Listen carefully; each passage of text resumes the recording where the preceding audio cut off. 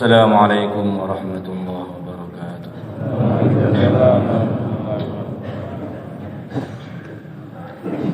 إن الحمد لله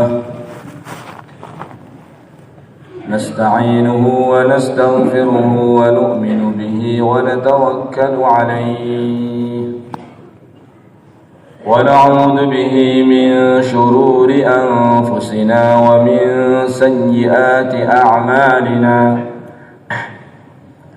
من يهده الله فلا مضل له ومن يضلله فلا هادي له أشهد أن لا إله إلا الله وحده لا شريك له وأشهد أن سيدنا ومولانا وحبيبنا محمدا عبده ورسوله اللهم صل وسلم وبارك على سيدنا محمد وعلى آل سيدنا محمد كما صليت وسلمت وباركت على سيدنا إبراهيم وعلى آل سيدنا إبراهيم في العالمين إنك حميد مجيد. قال الله تبارك وتعالى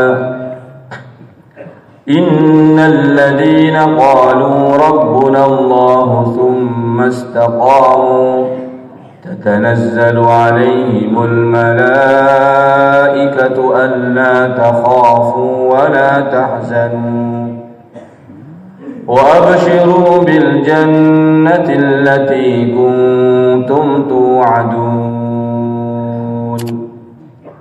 نحن أولياؤكم في الحياة الدنيا وفي الآخرة ولكم فيها ما تشتهي أنفسكم ولكم فيها ما تدعون نزلا من غفور رحيم. ومن أحسن قولا ممن دعا إلى الله وعمل صالحا وقال إنني من المسلمين. ولا تستوي الحسنة ولا السيئة ادفع بالتي هي أحسن فإذا الذي بينك وبينه عداوة كأنه ولي حميم. وما يلقاها إلا الذين صبروا وما يلقاها إلا ذو حظ عظيم. وقال النبي صلى الله عليه وسلم الراحمون يرحمهم الرحمن ارحموا من في الأرض يرحمكم من في السماء أو كما قال النبي صلى الله عليه وسلم. Jemaah yang dirahmati dan dimuliakan oleh Allah Subhanahu wa taala. Sesungguhnya usaha kita ini adalah usaha yang sangat penting, usaha yang sangat agung. Usaha meneruskan usahanya para nabi, para rasul alaihi wassalatu wassalam. Meneruskan usahanya pimpinan para nabi, para rasul yang mulia baginda Muhammad sallallahu alaihi wasallam. Meneruskan usahanya generasi terbaik dari kalangan umat ini, yaitu para sahabat radhiyallahu anhum ajma'in. meneruskan usahanya orang-orang yang dicintai dan diridhoi oleh Allah Subhanahu wa taala. Yang muliakan Allah Subhanahu wa taala, usaha ini adalah usaha hidayah. Sedangkan hidayah itu merupakan sepenting-pentingnya perkara bagi umat manusia. Karena orang itu apabila telah diberikan kepadanya oleh Allah hidayah, langsung dia itu menjadi orang yang sukses. Sukses dunia, sukses akhirat. Ulaika ala hudam mir rabbihim wa ulaika humul muflihun. Orang kok diberikan oleh Allah kepadanya hidayah, langsung jadi orang yang sukses. Kalaupun dia orang kaya yang sukses. Kalaupun dia orang miskin yang sukses. Karena telah mendapat hidayah dari Allah. Kalaupun dia seorang rakyat yang sukses. Kalaupun dia seorang pejabat yang sukses. Karena telah mendapatkan hidayah dari Allah. Kalaupun dia seorang laki-laki yang sukses. Dan kalaupun dia seorang wanita yang sukses. Mengapa? Karena telah mendapatkan hidayah dari Allah. Jamaah yang dirahmati dan dimuliakan oleh Allah Subhanahu wa taala, hidayah ini kata para ulama adalah nur, cahaya yang didatangkan oleh Allah, dimasukkan ke dalam hati umat manusia. Maka apabila telah mendapatkan nur hidayah, hatinya menjadi bercahaya, menjadi terang, sehingga bisa membedakan mana perkara yang baik, mana perkara yang buruk, mana perkara yang hak, mana perkara yang batil, mana perkara yang menguntungkan, mana perkara yang merugikan. Hatinya telah bersinar oleh nur hidayah. Maka kemudian hati yang telah bersinar oleh nur hidayah ini akan menggerakkan lisannya. Maka akhirnya dari lisannya keluar kalimat-kalimat yang baik, yang kemudian mendatangkan macam-macam kebaikan. Karena dibimbing oleh nur hidayah. Menggerakkan fikirnya, menggerakkan langkahnya, sehingga akhirnya langkah-langkahnya adalah langkah-langkah yang baik, yang kemudian mendatangkan macam-macam kebaikan. Mengapa? Karena dibimbing oleh nur hidayah. Menggerakkan dirinya untuk membuat keputusan-keputusan, dan itu keputusan-keputusan adalah keputusan-keputusan yang baik, yang kemudian mendatangkan macam-macam kebaikan. Karena itu semua dibimbing oleh nur hidayah. Maka jemaah yang dirahmati dan dimuliakan oleh Allah Subhanahu wa taala, hidayah ini betul-betul perkara yang sangat penting. Yang akhirnya apabila orang itu mendapatkan nur hidayah, kehidupannya di dunia menjadi kehidupan yang indah. Karena hidup menuju ridhonya Allah. Hidup menuju surganya Allah. Kehidupan yang indah, kehidupan yang dibimbing oleh nur hidayah.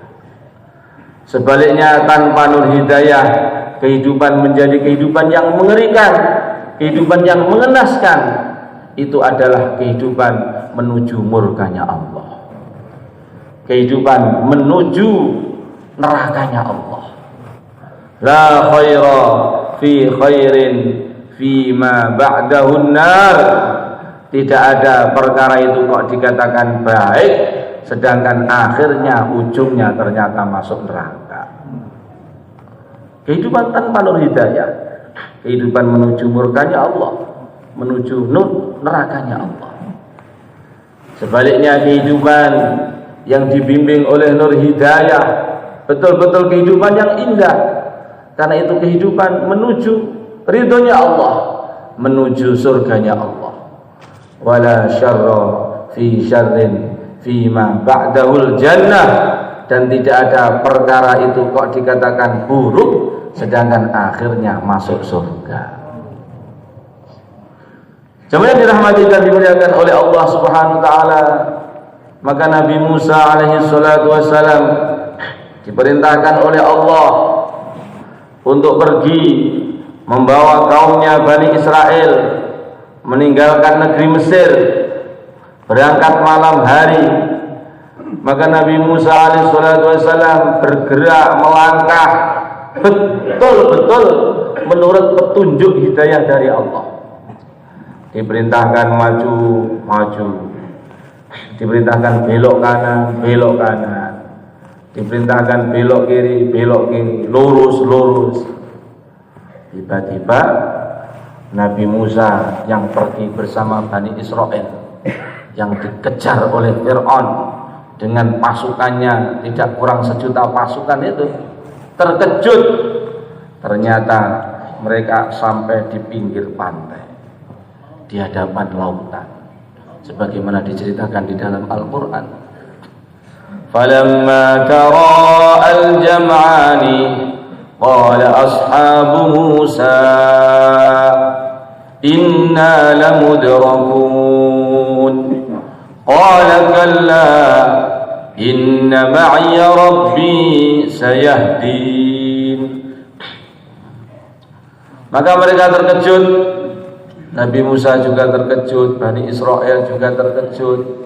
Ternyata mereka sampai di pinggir pantai, di pinggir lautan, di hadapan lautan membentang begitu luas, begitu dalam. Sedangkan dari belakang Fir'aun mengejar dengan begitu banyak pasukan.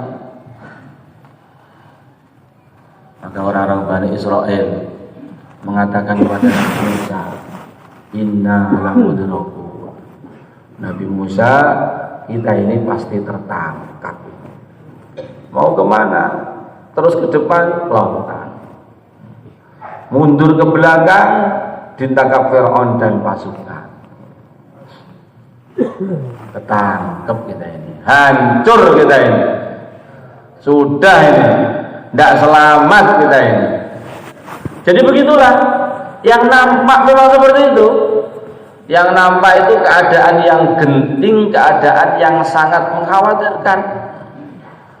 Dikejar oleh Fir'aun dan pasukan yang marah, mau nangkep, mau membunuh mereka.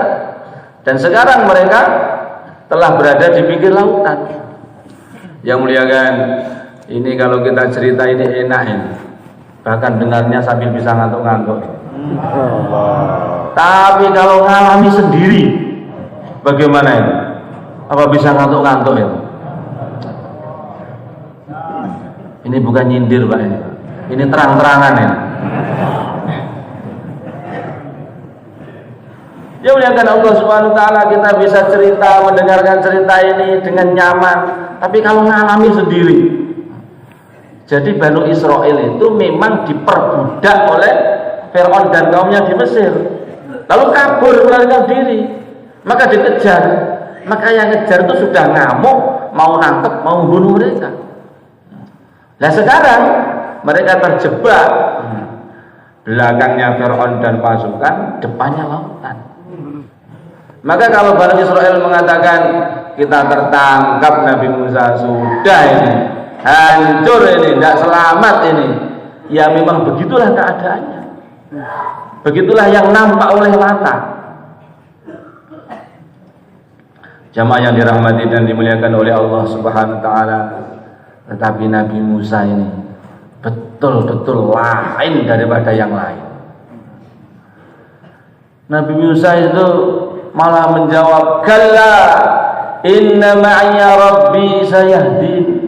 Memang sekarang keadaan begitu gawat, mengkhawatirkan, tetapi kalau urusan hancur tertangkap, tidak mungkin kita hancur.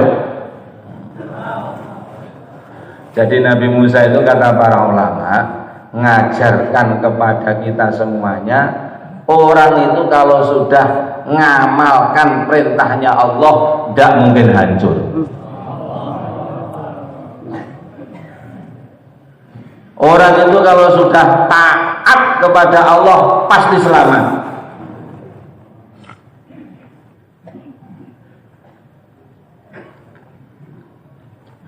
Orang itu kalau sudah ngamalkan agama, ngamalkan perintahnya Allah, sudah pasti nanti ditolong oleh Allah.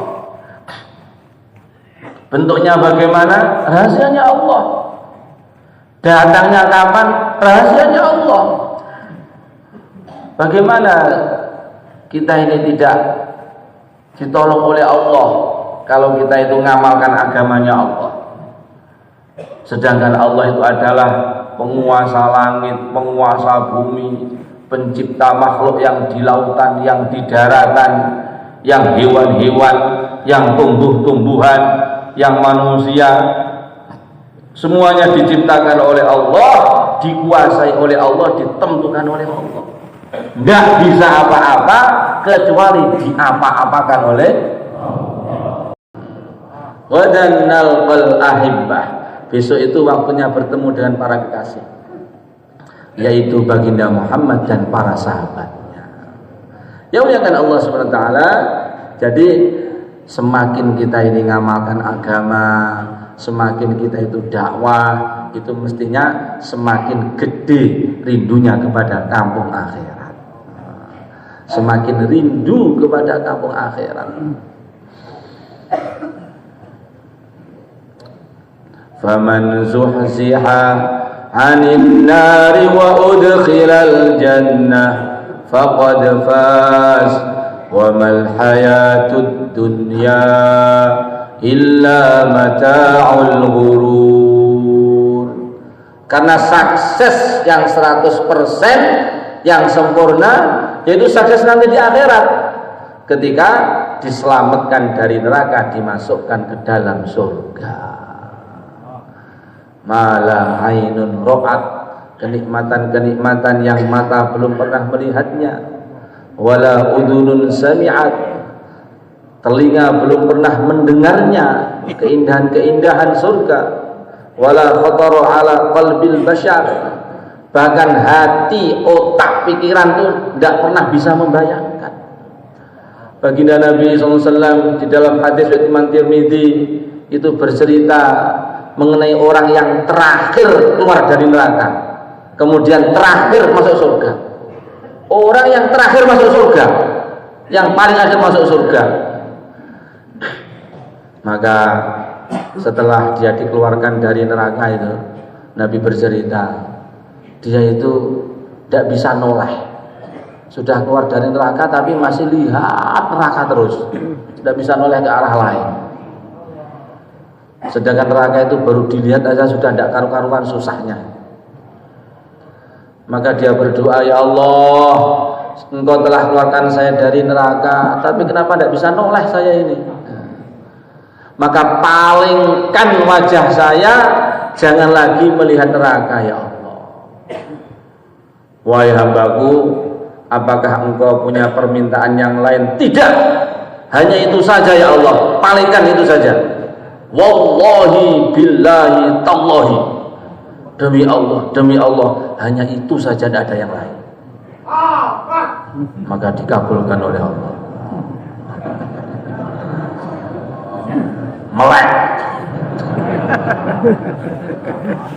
Maka dikabulkan oleh Allah, dipalingkan dari neraka, akhirnya melihat menghadap ke surga. Surga begitu nikmat, begitu bahagia, begitu menggembirakan, begitu lezat, dilihat dari jauh aja sudah terasa betul nikmatnya.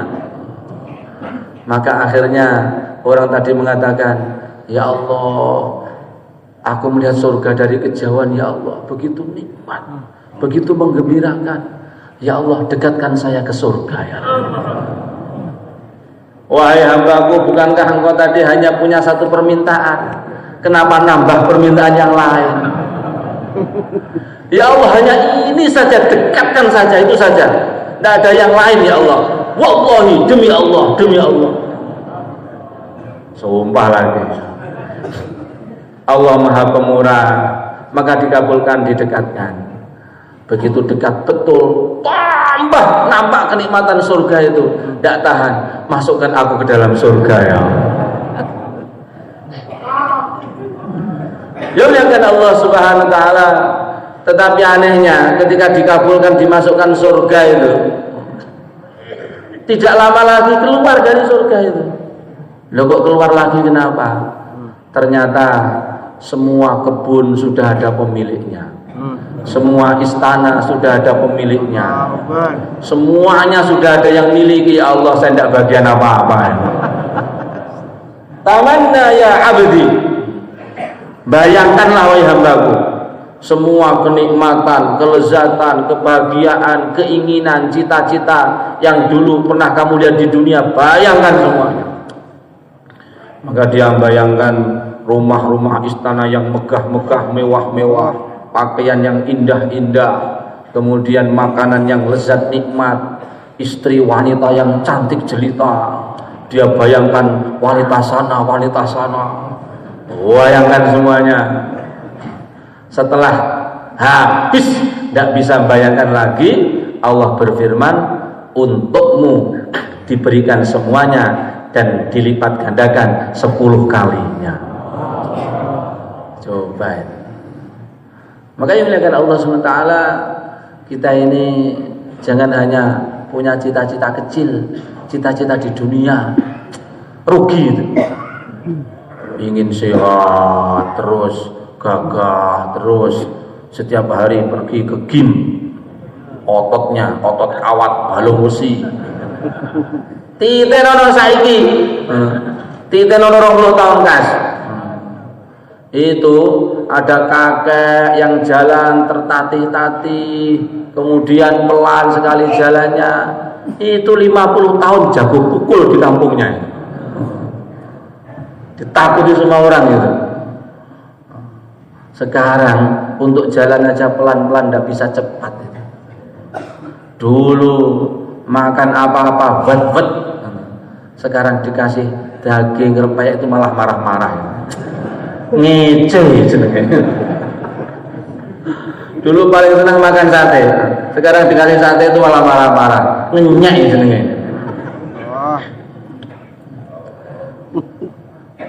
Ingin cantik, tiap hari pergi ke salon, dempul kiri, dempul kanan, dempul atas, dempul bawah, wes dempul semuanya sudah. Nanti lama-lama juga tambah tua, kempong, perot, giginya copot.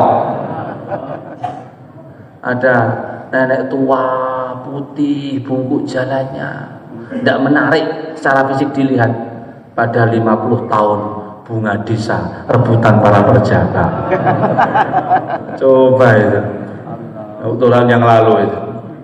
Ya muliakan Allah SWT, maka kata Ki Zairon rahimahullah, kalau ingin ganteng terus, cantik terus, mudah caranya. Amalkan agama terus, istiqomah sampai mati, masuk surga, ganteng terus, cantik terus. Kalau ingin gagah terus, sehat terus, mudah caranya. Amalkan agama, istiqomah sampai mati, masuk surga, gagah terus, sehat terus. Ingin kaya terus, ingin mulia terus, ingin punya jadi raja terus, ingin jadi raja terus, bukan dengan kampanye tidak habis-habisan, pilihlah saya wakil merakyat. Ya muliakan Allah Subhanahu wa taala, amalkan agama terus, istiqomah sampai mati, masuk surga, kaya terus, jadi raja terus. Ya muliakan Allah Subhanahu wa taala. Jadi itulah kita itu dakwah itu niatnya itu. Niatnya cita-cita kita dalam dakwah itu cita-cita yang tinggi, yaitu untuk mendapatkan kemuliaan, kebahagiaan yang tidak ada habis-habisnya, dimasuk surganya Allah, dapat ridhonya Allah. Ya muliakan Allah SWT, setelah mikir kampungnya, juga mikir kampung-kampung tetangganya, lalu juga mikir negeri-negeri tetangganya, negara-negara tetangga, negeri-negeri tetangga, kita pikirkan semuanya. Sebagaimana dulu baginda Rasulullah SAW memberangkatkan jamaah dakwah, diberangkatkan ke kampung-kampung sekitar Madinah, lalu ke negeri-negeri di Jazirah Arab. Intinya dakwah itu diniatkan untuk seluruh alam. Insyaallah benar. Yang muliakan Allah Subhanahu wa taala, Nabi itu menjelang wafat itu memberangkatkan jamaah ke Tabuk. Jadi kehidupan Nabi dan kehidupan sahabat itu kehidupan orang perjuangkan agama. Kehidupan Nabi, kehidupan para sahabat yang di dalam Al-Quran disebutkan kuntum khaira ummatin ukhrijat linnas, sebaik-baik umat itu adalah kehidupan yang dipenuhi dengan usaha mengamalkan agama dan usaha mendakwahkan perjuangan agama. Jamaah diberangkatkan ke Badar, jamaah diberangkatkan ke Uhud, lalu mereka pernah bertahan di Madinah, diserbu musuh dari mana-mana. Pada waktu perang Khandaq, musuh begitu banyak menyerbu Madinah, maka datang Sayyidina Salman Al-Farisi. Usul, ya Rasulullah, apa usulnya? Bikin parit untuk pertahanan. Maka dibikin Khandaq, parit, sehingga akhirnya dinamakan perang Khandaq. Maka tengah-tengah bikin parit itu, gali parit itu, para sahabat itu pada kelaparan karena dikepung dari luar oleh musuh, sehingga makanan tidak bisa masuk ke dalam. Maka persediaan makanan tambah berkurang, pada kelaparan. Akhirnya mereka pada mengganjalkan batu di perutnya. Seorang sahabat datang kepada Rasulullah, ya Rasulullah, saya ini begitu kelaparan ini. Saking laparnya saya ganjal perut saya dengan batu ini. Lihat, dibuka bajunya itu, ada batu ganjal perut ini. Rasulullah senyum-senyum. Lalu dibuka bajunya, di sana ada 2 batu. Ternyata lebih lapar. Jadi begitulah pimpinan, begitulah amir itu. Kalau makmurnya itu lapar, amirnya lebih lapar. Makmurnya itu 1 batu, amirnya 2 batu.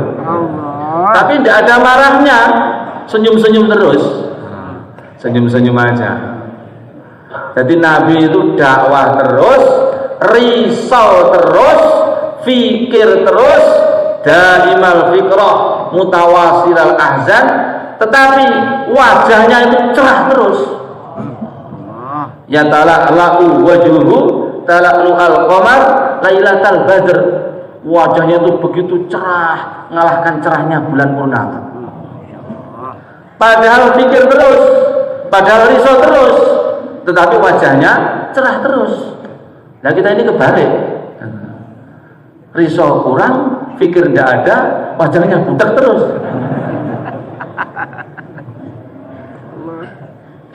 Ya muliakan Allah Subhanahu wa taala.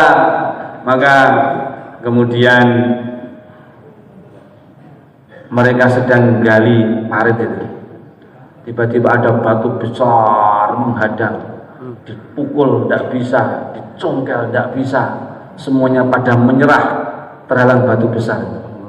Dilaporkan kepada Nabi, Nabi datang, ini bagian saya. Jadi begitulah amir itu, pokoknya yang berat-berat bagian saya. Insya Allah, yang berat-berat itu bagian saya. Mengambil martil, pukul, dipukul, tiba-tiba keluar isyarat, keluar sinar. Nabi bersabda, ini isyarat dari Allah ini, bahwa nanti suatu saat Romawi akan ditundukkan kepada umat Islam. Pukulkan lagi, ada sinar. Nabi bersabda, ini isyarat dari Allah ini, bahwa nanti Persia juga akan ditundukkan untuk orang Islam. Pukulkan lagi, keluar sinar, Nabi bersabda, isyarat dari Allah ini, negeri-negeri Himyar, Yaman sekitarnya itu nanti juga ditundukkan kepada umat Islam. Padahal mereka ketakutan dikepung musuh, padahal mereka kelaparan karena menipisnya persediaan makanan. Jadi dalam keadaan yang serba susah itu Nabi bersabda, Romawi nanti ditundukkan, Persia ditundukkan. Coba kan? Jadi dakwah itu yakinnya kepada janji-janjinya Allah. Intang surullah yang surtum, nolong agamanya Allah pasti ditolong oleh Allah. Ya udah Allah Subhanahu wa taala, maka ada seorang sahabat Sayyidina Abu Thalhah radhiyallahu taala anhu. Melihat Nabi itu kelihatan tambah lapar, tambah lemes, tambah lapar, tambah lemes, menyuruh pulang ke rumah. Ketemu istrinya, ada makanan? Ada tapi dikit, hanya untuk satu orang. Sudah kamu masak? Kamu masak, ini nanti akan saya undang Rasulullah untuk jamu beliau, khusus beliau saja. Maka dia perintahkan anaknya Sayyidina Anas, anak Walon, anak tiri.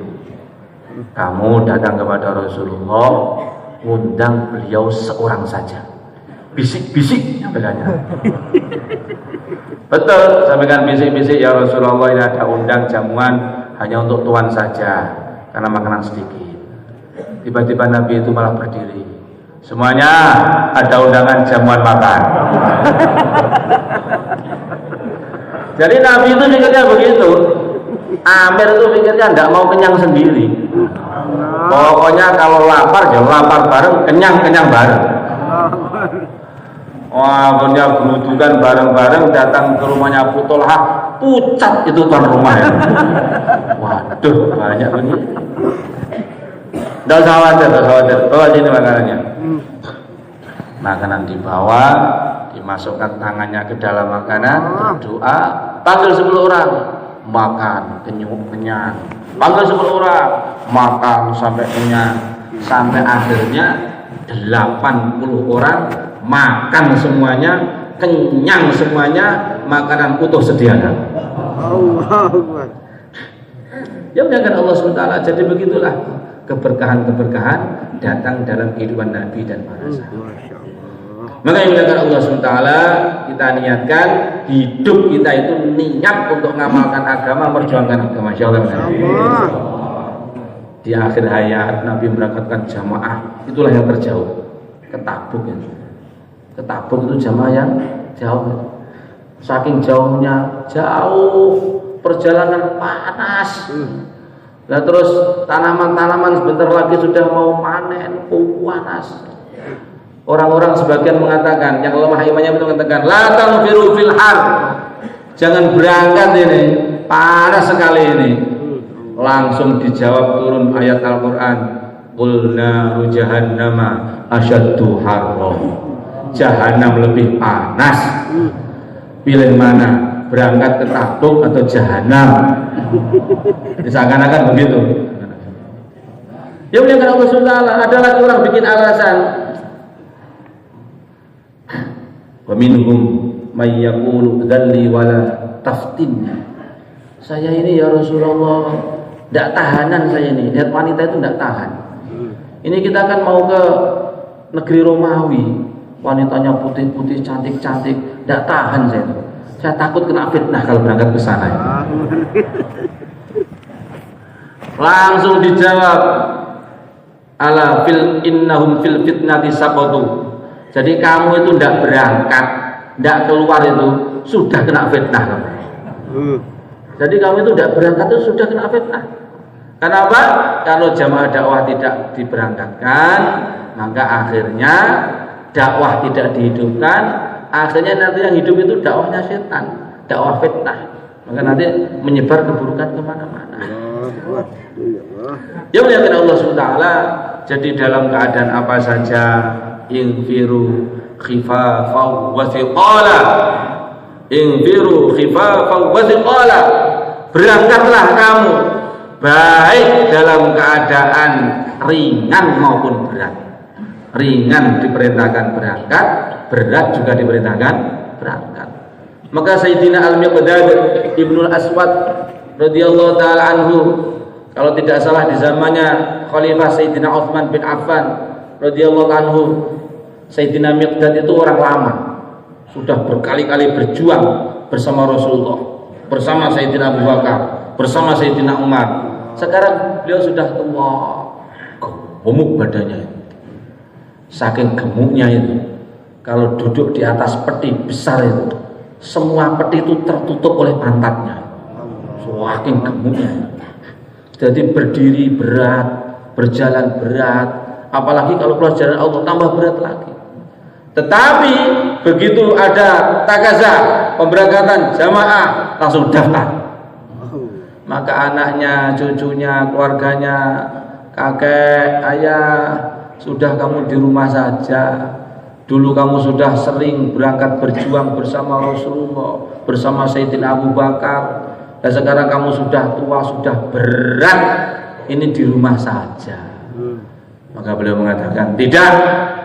Firman-Nya Allah, perintahnya Allah itu, infiru khifafan wa thiqala, berangkatlah baik pada waktu ringan maupun berat. Dulu saya berangkat ringan, dan sekarang berat, waktunya berangkat ini. Bagaimana? Insya Allah. Jadi yang berat-berat itu nanti berangkat nanti. Yang ringan tambah berangkat. Insya Allah ya. Termasuk yang datang hanya niat, pokoknya saya datang hanya niat musyawarah saja Pak, atau bahkan saya ngalap barokahnya musyawarah, bagus, tapi berangkat. Ada seorang sahabat Sayyidina Dihyah ibnul Khalifah radhiyallahu anhu, berangkat sholat jamaah dari rumahnya jauh naik unta untuk sholat jamaah di Masjid Nabawi, makmum kepada baginda Nabi. Niatnya itu sholat jamaah tok, niatnya itu ke masjid makmum kepada Rasulullah. Habis sholat, tiba-tiba Nabi berdiri, saya ingin mengantarkan surat dakwah untuk Raja Romawi, siapa yang siap? Maka langsung berubah niatnya, saya Rasulullah siap. Surat dakwah untuk Raja Romawi diserahkan, keluar, naiki untanya, berangkat ke Romawi. Ketemu sama temannya, Dihyah, kok semangat sekali itu, mau kemana? Romawi. Untuk apa? Ngantar suratnya baginda Nabi. Lah, kamu tahu Romawi itu di mana? Tidak tahu. Pokoknya penting berangkat. Bagaimana? Insya Allah. Ya muliakan Allah SWT. Maka ini waktunya kita nambah pengorbanan. Yang tadinya tiap bulan, tiap tahun 40 hari ditingkatkan menjadi 4 bulan tiap tahun. Insya Allah. Maka yang niat untuk tiap tahun 4 bulan berdiri Pak, Masya Allah, berdiri. Silakan Pak, Masya Allah.